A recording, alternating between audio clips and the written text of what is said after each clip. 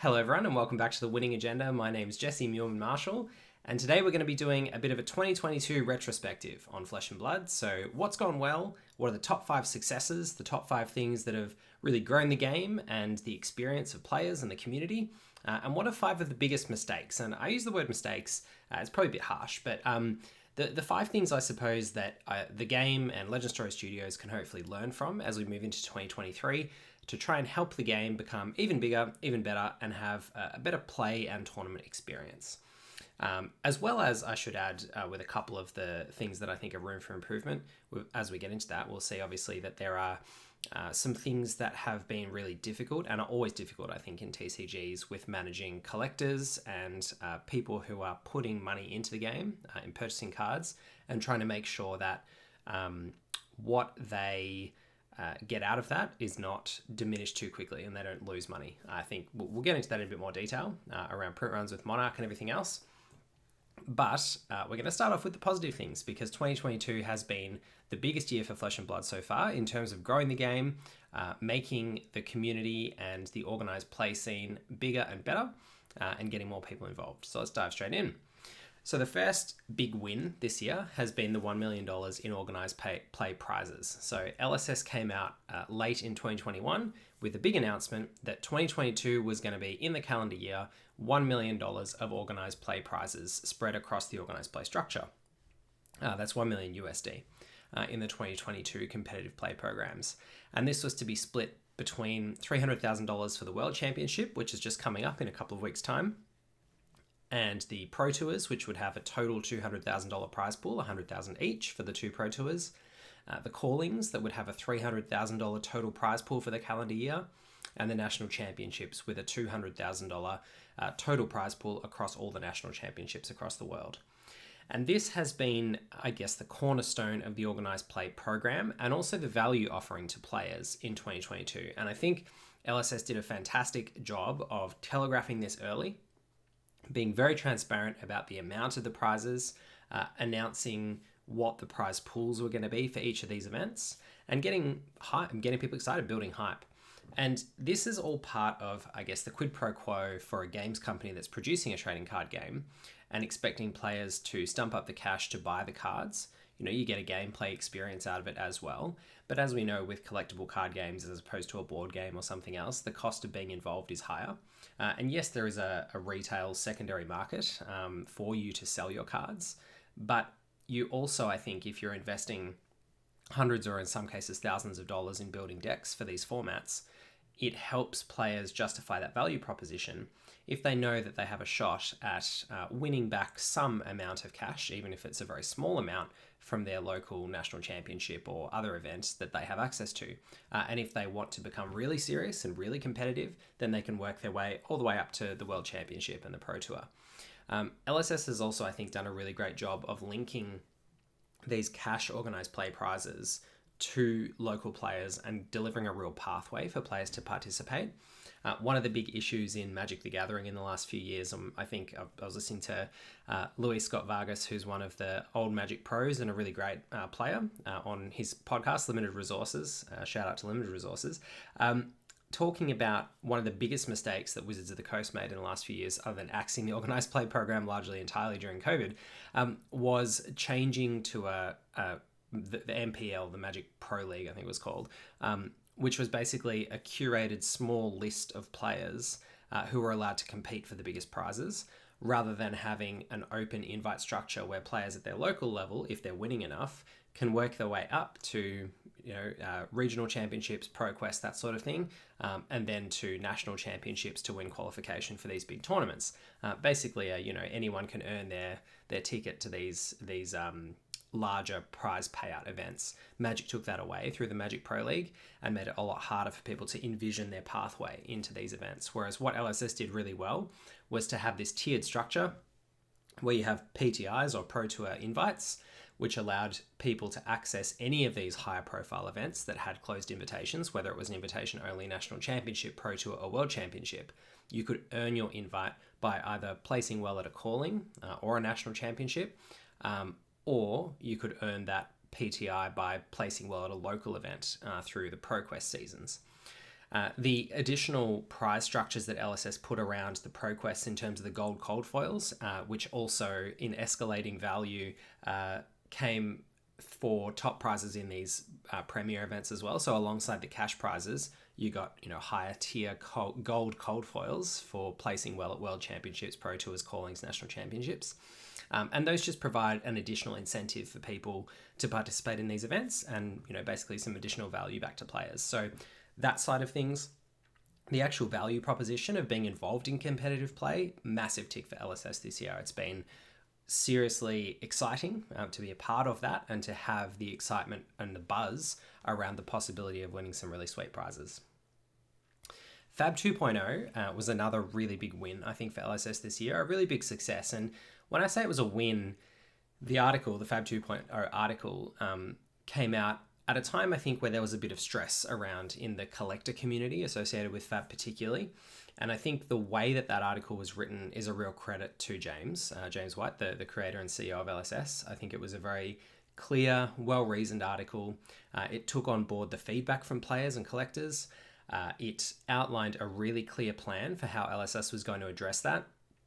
And it also hinted at some really excellent improvements which they implemented into the Uprising product itself.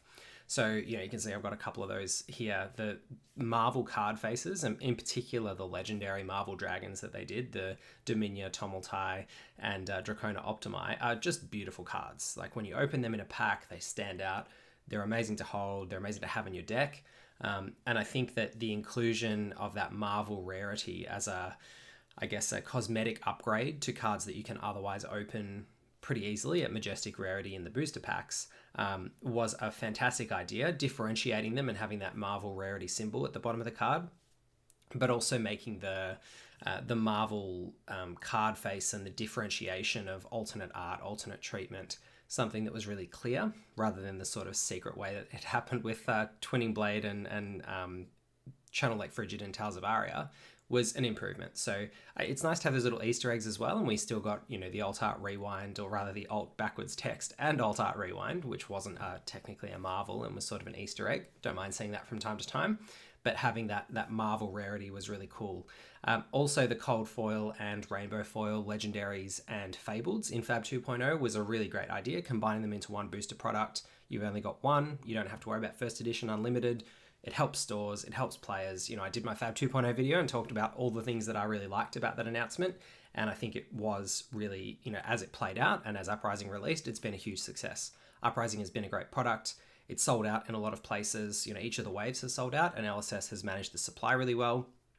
The individual card prices for the Uprising cold foils in particular have held up really well.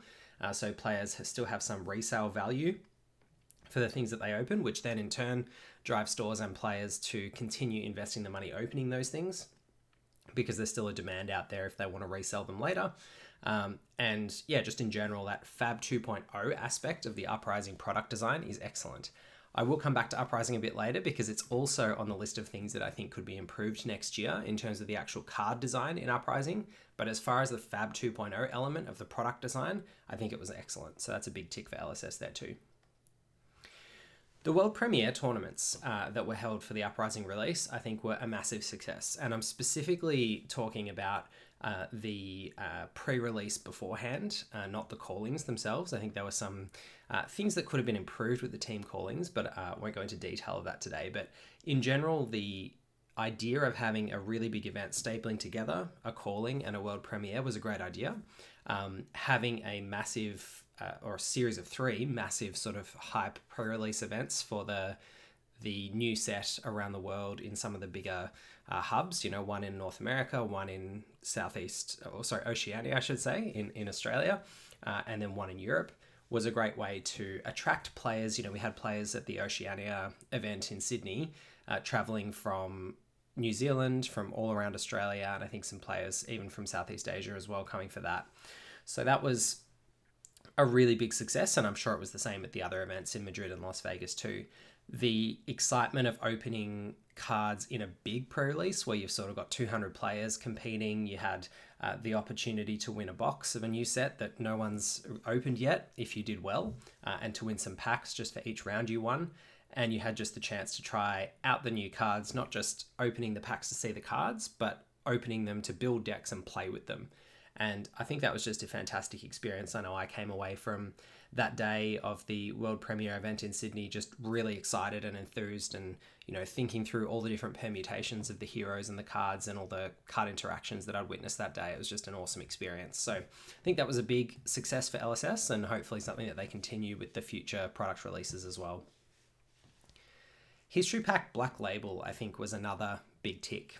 So this was the European language or European non-English languages, the first time that cards had been released in those languages by LSS for Flesh and Blood, and they came in black border rather than in white border like the other History Pack reprints, and they also had some additional sort of Easter eggs in them, or things that you could open in those packs as a sort of a treat for those people in those language areas who bought these packs. So we had the Fableds, which were available in rainbow foil in the language of the Black Label box that you were opening, which was really cool. It gave those people in those countries an opportunity to open these exciting cards in the language of the rest of the box, and in foil as well.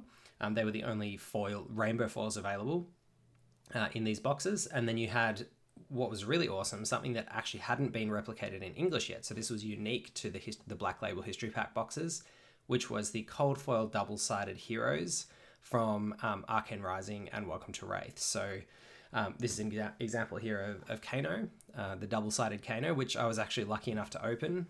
Got a couple of History Pack boxes, and that was really sweet seeing that card in person.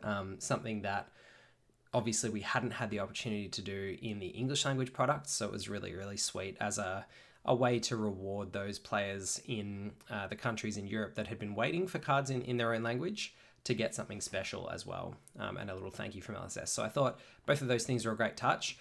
I know that for some people in the French language and German language particular products, there was some feedback about issues with translations, and LSS did acknowledge that. And I think that aspect of it is obviously something that LSS needs to work on in the future. And I think from memory, James even did a post on the LSS website acknowledging that the quality control and the actual translations was something that they will want to get better at and wanted to do better. And they were disappointed that there were some examples of that not having been done particularly well, or just rather some things that are in ordinary usage may have seemed correct, but in the context of a game that uses some words differently because it's in a fantasy setting, some things didn't make sense, or you had some synonyms that were used incorrectly. So that's obviously not ideal, but I think in total the design of the Black Label product was a really good idea.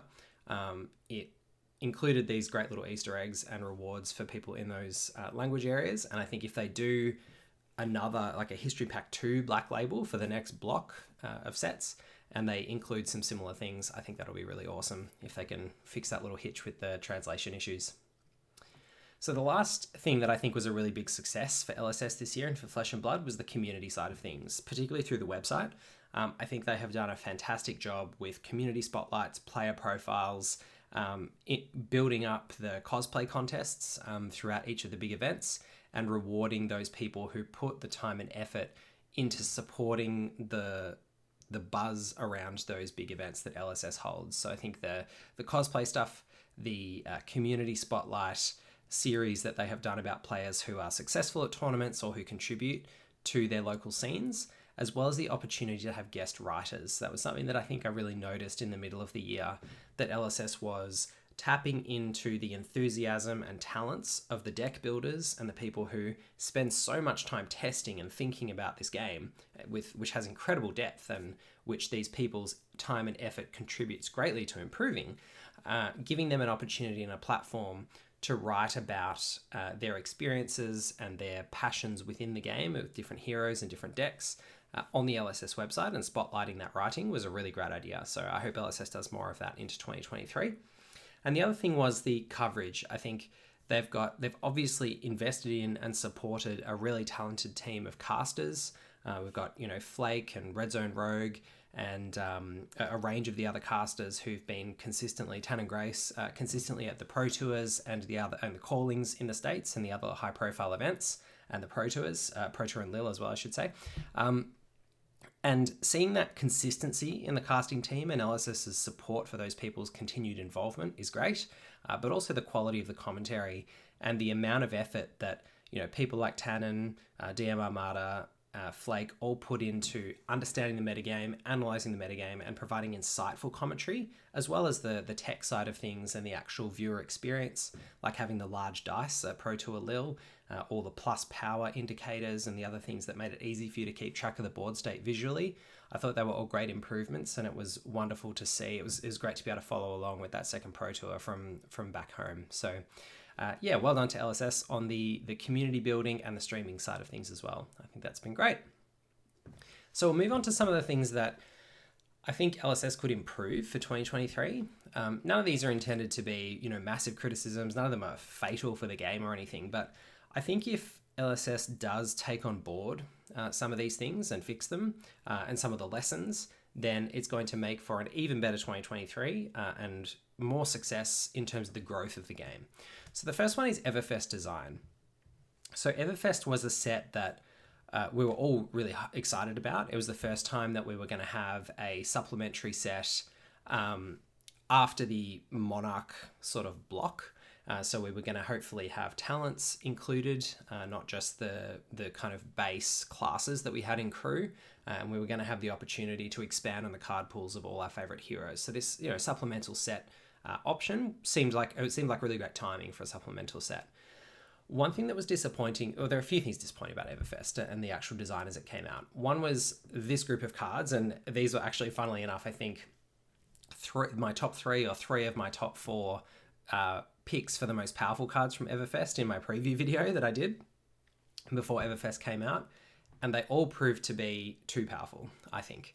And they warped these cards, particularly Starvo, and to a lesser extent Revel and Haze Bending and the cycle of new Spectra auras, tapped into elements of the card pool, deck design, and gameplay experience that players really didn't enjoy. And forced, I think, a range of either bans of other cards. In the case of Revel, I think that Sonata Arcanix and Bloodsheath Skeletor combo died for Revel sins in a lot of ways, and Viserai was preemptively had the ban hammer applied and the restriction hammer applied a couple of times. Basically, I think because Revel was so pushed, and as soon as Revel came out and we were testing in the post-EVERFEST meta with Skeletor and Sonata available, every game I played where someone played Revel, I was just like, that the card is too strong, it's too good. And I think it just, I think the Skeletor Sonata combo in many ways died for Revel sins. So that was one mistake, was these sort of three sets of cards. Starvo dominated the metagame, skyrocketed to Living Legend, was far too powerful. Before the Awakening ban and the Autumn's Touch suspension, it was just far and away the best deck and just crowded so many other decks out in the metagame. And then you of course had the Spectra Prism side of things. Prism, a lot of people have mixed opinions on. I don't have a strong feeling one way or another as to whether it was a good thing or a bad thing for the game. But what I do know is that Spectra created a lot of confusion as a mechanic and a lot of really negative play experiences for new players. If you didn't understand the ins and outs of the Spectra mechanic and the rules, which aren't intuitive simply from reading the card, you would just get blown out over and over again in local tournaments until you learn those things. And that's fine. It's fine to have a learning curve. But increasing the proliferation of the number of cards that have a mechanic like that both created a barrier to entry and some negative experiences for new players, and expanded the amount of times that would come up in a game. But I think it also led Prism down a path of being so heavily control focused, which, in part it had to be because of the power of Starvo. But it became a bit of a slogfest, and it was just, I think, an experience that a lot of players don't enjoy, both playing against and playing with. But there are some people who love that and who loved the full Spectra kit and loadout. But I think together, these three groups of cards probably weren't the best thing for the game. On the flip side, I think one of the big problems with the EVERFEST product was that there were so many just like complete whiffs in terms of the formats that people buy cards to play. So Silver Palms, being one of the two legendaries in the set, was for a lot of players, a really difficult pill to swallow, because you'd open a legendary, which is supposed to be an exciting moment. You know, it's one of those things that I think Fab does so well, is that you can open your $4 booster pack and you can get an exciting legendary card that's really hard to come by and it's really desirable. And players would kind of have that moment. They'd be like, "I got a legendary." Oh, it's the Silver Palms. Like, it's so bad. It's like not just Skullbone Crossrat bad in that it's only, you know, playable in one hero, and that hero is generally considered to be the weakest Azalea, but it's literally unplayable in Classic Constructed. Like, there's no Classic Constructed Merchant Hero, and even in Blitz, the Merchant Heroes are not good. So it's basically a completely unplayable piece of equipment that you're getting this exciting legendary opening moment for.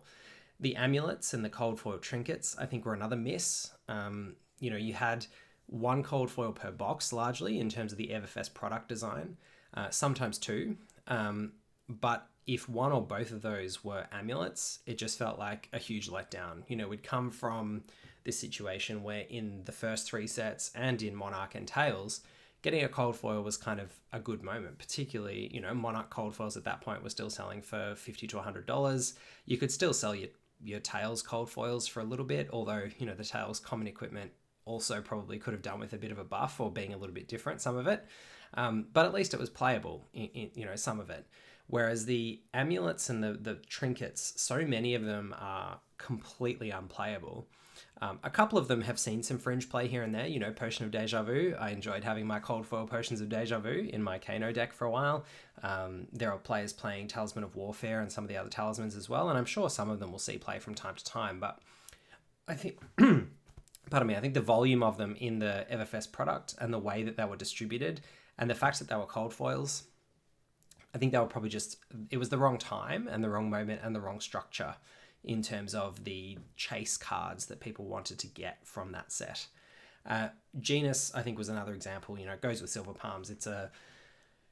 You open it as a Majestic, you've got this legendary that goes with it, and it doesn't link in with the gameplay experience that people are having at all. It sat weirdly with a lot of people. The other thing was Unlimited. So there was a lot of confusion. I think the print run with EVERFEST, we don't know what it was yet for first edition, but there's EVERFEST still available in most stores pretty readily at you know, the original price. And there is this continuing uncertainty about whether LSS is actually going to release Unlimited, because the cards in EVERFEST, you know, the expected value from opening a box of EVERFEST right now is so low, even with the extended art rainbow foils and the other treatments that they added in, which I think were pretty good, but not enough to really make up for, you know, Silver Palms and the trinkets and the lack of value in those other things. The expected value was so low that if Unlimited was released, it would be so hard for stores to sell, and it would be so hard from a player value proposition to actually purchase and open that and invest the money in that product, knowing that the singles that you opened were likely to just be worth a small fraction of what you paid for the box. So I do hope that they don't release EVERFEST Unlimited in Q2 next year. I think it would, at this stage, appear to be a bit of a mistake to do that. There is some uncertainty about whether it's going to happen, but it is still showing up on the website as I've got here as, you know, Q2 2023 release. So I hope that doesn't happen. Another just kind of general comment I'd make about EVERFEST design is that aside from those top three cards I've got there and a few of the other cards, which, you know, Teklo Pounders and other things that have turned out to be really good, many of which I did feature in that top 10 cards video, the commons and the rares in the set did have a lot more misses than what we had in crew. I mean, yeah, there are plenty of crew commons that haven't seen play in a competitive sense, and there are always going to be less desirable cards, but I think there could have been a few more creative ways to take the strategies of decks and classes in a different direction in this supplemental set, and I think EVERFEST probably missed the mark with a lot of those things. It didn't really lift up many strategies or many classes that were towards the bottom, and it just really made, with things like Revel and things like the Spectra Auras and Starvo, probably the three best classes in the game before then, even better, and continued to leave the others straggling behind a little bit. So, you know, a few exceptions. Either Wildfire, you know, really pushed Wizard up even further and delivered some really amazing results in Classic Constructed and in Blitz. But at the common and rare level, I think there could have been a bit more creativity in the design, which I really hope that we see in Dynasty.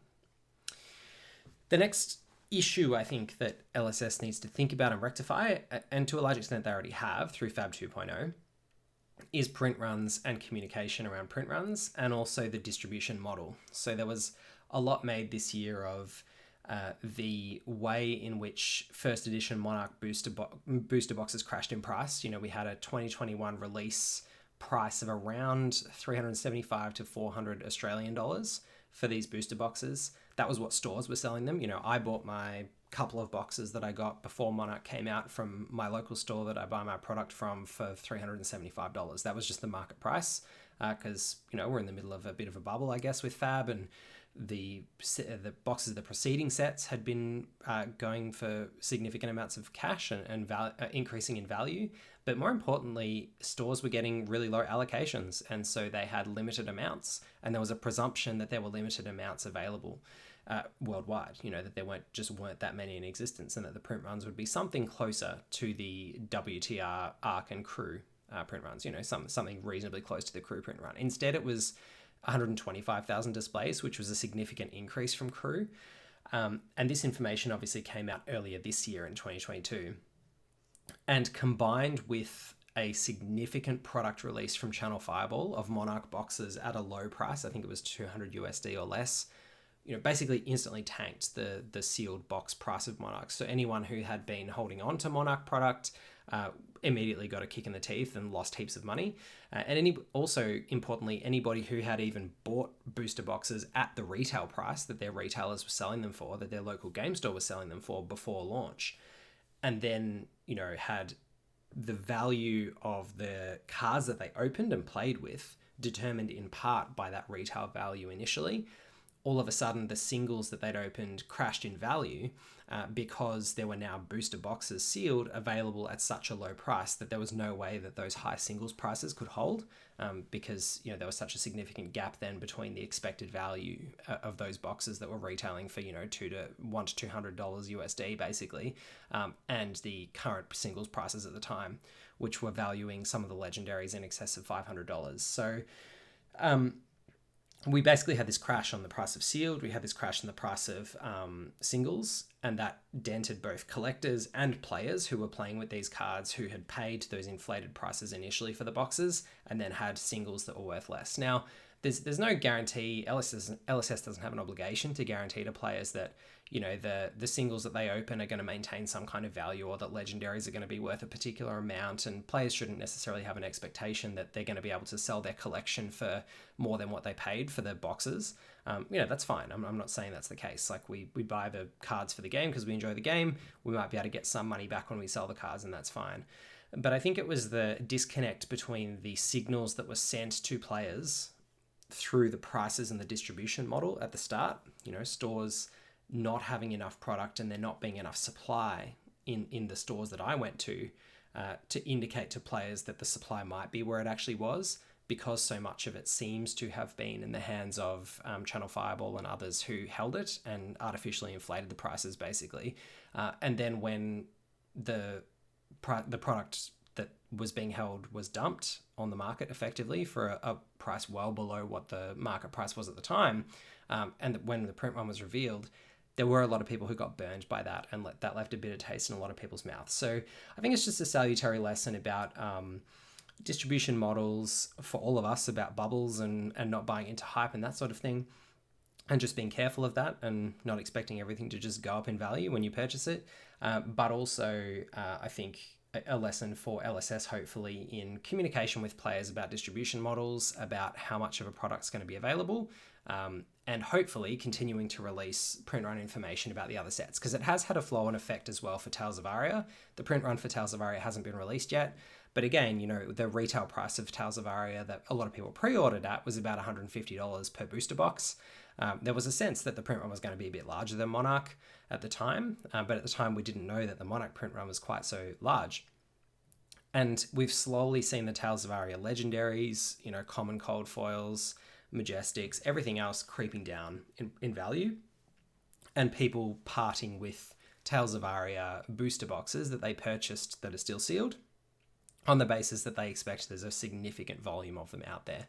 And I think there basically isn't the demand and the number of Fab players in the world to support $150 booster box value for Tales of Aria, which was the RRP Australian, which was the RRP at the time, the recommended retail price, or the MSRP, and was the price that a lot of us paid for it.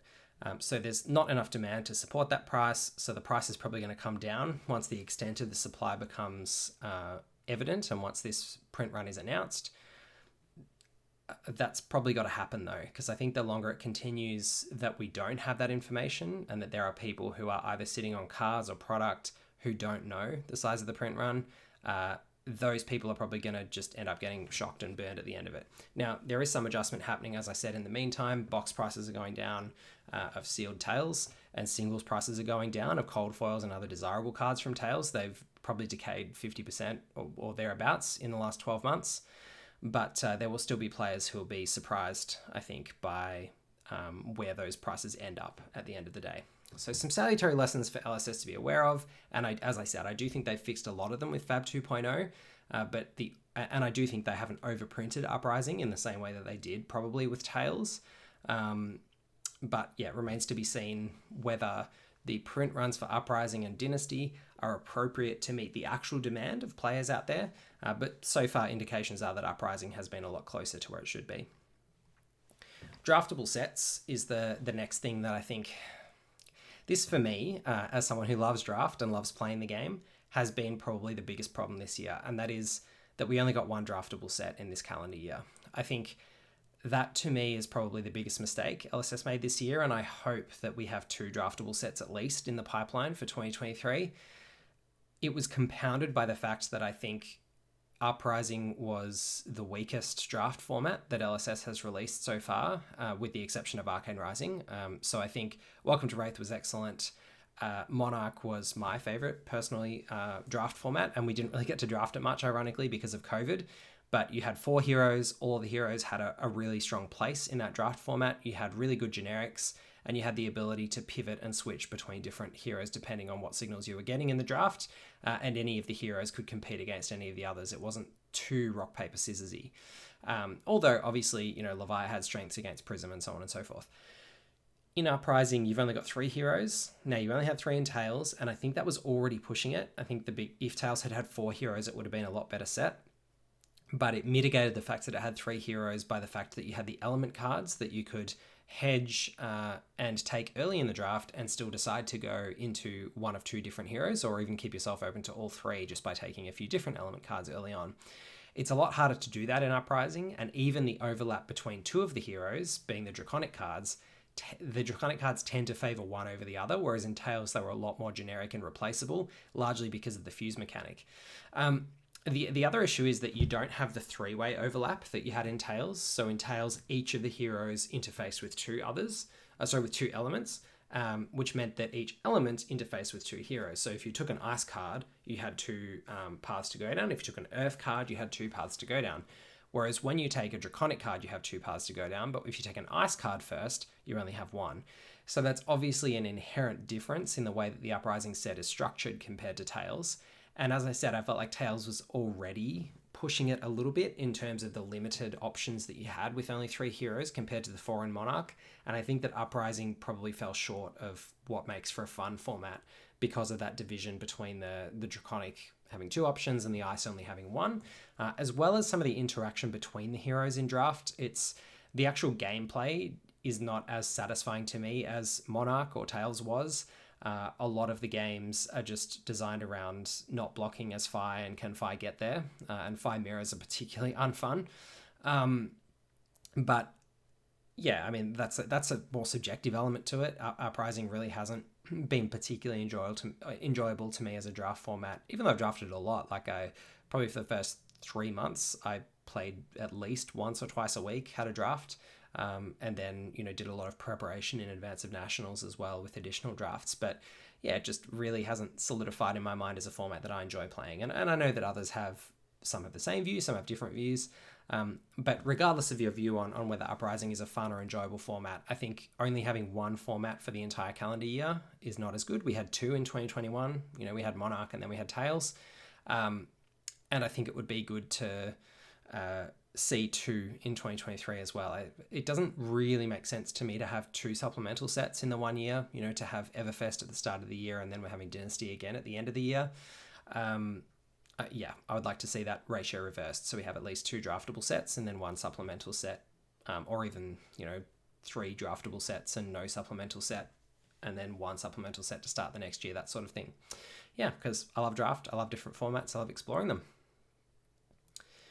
So sharking is probably a strong way of putting it, but I think this is something else that LSS has had to confront this year, and it is the natural corollary and flip side of having a really great tournament structure and prize payout and premier play program, is that you attract people and incentivize some behaviors in people who are driven only by the rewards or the glory that may be undesirable.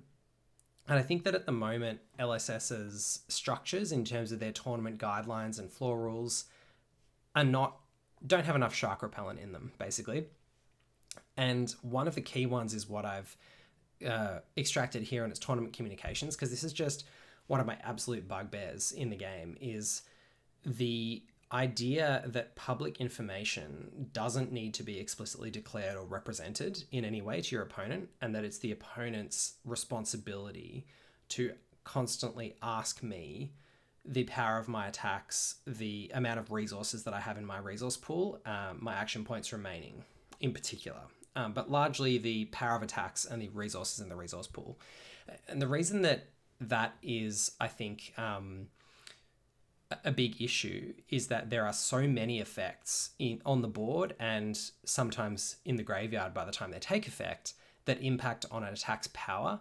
And I think that it would make for a better, clearer, and more ethical gameplay experience, if you want to put it that way, for all players involved, if it was the attacking player's responsibility to declare the power of an attack and whether it has go again when they attack. I think, as any player would know, anyone who's played this game at a high level, you can absolutely angle shoot, shark, take advantage of an opponent's lack of understanding or an obfuscation of the board state if you don't declare those things. I make it a priority for myself to, whenever I attack, declare the power and whether it has go again, because I just don't want to end up in a situation where an opponent makes a mistake on the mistaken assumption that my attack doesn't have go again, or that its power is different to what it actually is. I'll always say, scar for a scar with 4 go again.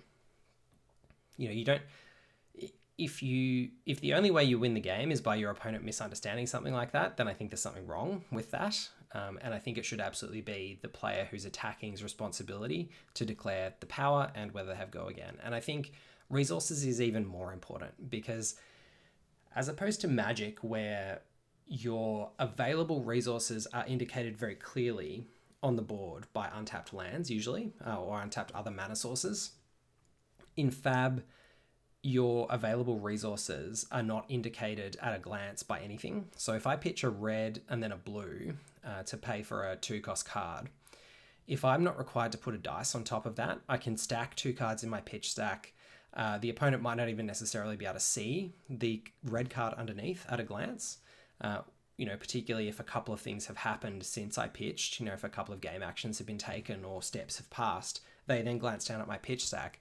They A, might not see the red card, and they B, might not know exactly. It doesn't effectively represent how much I still have available, how many resources I still have available, in the same way that untapped lands does in Magic, for example. I just think it's much easier to obfuscate, deceive your opponent as to how many resources you have available, given the pitch mechanic and the way that the resource mechanic works in Fab. And I think it would be a big improvement both to the mental load for players, to the speed of gameplay, not having to constantly ask how much pitch do you have available, how many resources do you have available, but just to the player experience generally, and allowing players to focus on the decisions that matter in the game if players were required to track pitch using dice counters or something else, and if it was the player's responsibility who has the resources available to accurately represent the resources they have available. So those are just a couple of suggestions for organised play, for things that I think would really improve the player experience and take out just the temptation and the availability of these really easy avenues to take unfair advantage of your opponents in the game. The last challenge that I just want to talk briefly about today is the PRECON product. So LSS took the plunge of releasing a dual deck, this Classic Battles product, which was a really cool idea. I think it's a great idea.